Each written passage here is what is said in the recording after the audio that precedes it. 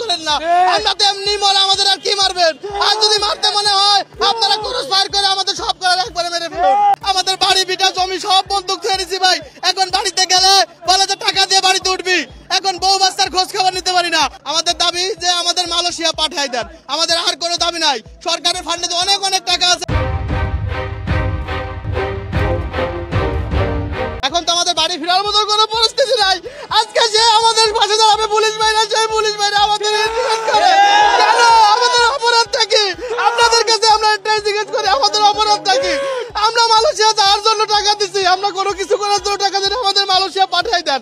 আমাদের আর কোনো দাবি নাই। আমরা তো এখানে লাঠি ভাঙার জন্য আসি নাই, কেন মারার জন্য আসি না। আমাদের কোনো দল নাই, আমাদের কোনো দল নেই। আমরা পেটের জন্য আসছি। আমরা মানুষের কাছে টাকা আওলাদ করে ঢাকা শহরে আসছি। আমরা এখন বাড়ি ফিরবো কিভাবে? আমাদের দুঃখ আপনারা একটু বোঝেন, আপনারা পাশে দাঁড়ান। আমাদের আপনারা পাশে না দাঁড়ালে আমাদের আর কোনো উপায় নাই। প্লিজ ভাই, আপনাদের কাছে আমি অনুরোধ করি ভাই, আপনারা আমাদের পাশে দাঁড়ান, আমাদের লাঠিচার্জ করেন না। আমরা তো এমনি মরে, আমাদের আর কি মারবেন? আর যদি মারতে মনে হয় আপনারা ক্রস ফায়ার করে আমাদের সব করার একবারে মেরে ফেলুন। আমরা ন্যায্য অধিকার নিয়ে দাঁড়াইছি। আজ থেকে 7 মাস হলো আমাদের একটার পর একটা আশ্বস্ত করা হচ্ছে, দিনের পর দিন দেওয়া হচ্ছে আমাদের নাকি নিয়ে যাবে। কিন্তু আমরা বাড়ি ভিটা বিক্রি করে সুদের উপর টাকা দিয়ে 6 থেকে 7 লক্ষ টাকা আমরা দিয়েছি। আমরা বাড়ি ফিরতে পারি না। আমাদের তো 2 মাস 3 মাস 5 মাস সময় ওয়েট করার মতো সুযোগ নাই। দালালের কাছে বললে খালি বলে কাজ চলতেছে, আর বেশি কিছু বললে টাকা দিব না, পারলে টাকা আদায় করে নেন। আমরা পুলিশ বাইরের কাছে গেলে তারা বলে কি আমরা এটা পারবো না। এখন আমরা রাস্তায় আসছি, তারা আমাদের লাঠি চার্জ করে। কেন? আমাদের অপরাধটা কি ভাই? আমরা কি কোনো দল করতে আসছি না? আমরা পেটের জন্য আসছি ভাই, আমাদের ন্যায্য দাবিটা আদায় করে। আমরা এই 18,000 লোক মালয়েশিয়া নিব, সে আনোয়ার ইব্রাহিম প্রতিশ্রুতি দিয়ে গেছিল। আনোয়ার ইব্রাহিম স্যার আসছে দেশে, আইসা প্রতিশ্রুতি দিয়ে গেছে। তারপরে আমাদের ডক্টর ইউনূস স্যার যখন এক মাস হলো, তখন সে তার যত কাজ করছে, উন্নতির কাজ করছে, সবকিছু তুলে ধরছে। তার ভিতরে আমাদের এই মালয়েশিয়ার কাজটাও বলছে যে 18,000 লোক যেতে পারেনি, তাদের কাজ চলতেছে। তার থেকে আজ 5 থেকে 6 মাস হয়ে গেছে, কিন্তু আমাদের কাজ কোনো কিছু হয় নাই, শুধু বলে চলতেছে আর চলতেছে।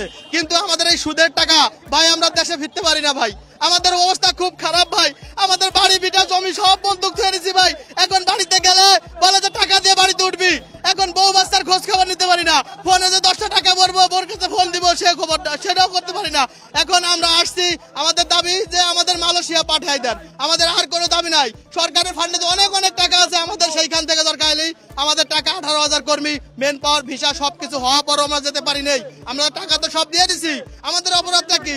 আমাদের সবকিছু আছে, মেন পাওয়ার, ভিসা, ই ভিসা সবই আছে।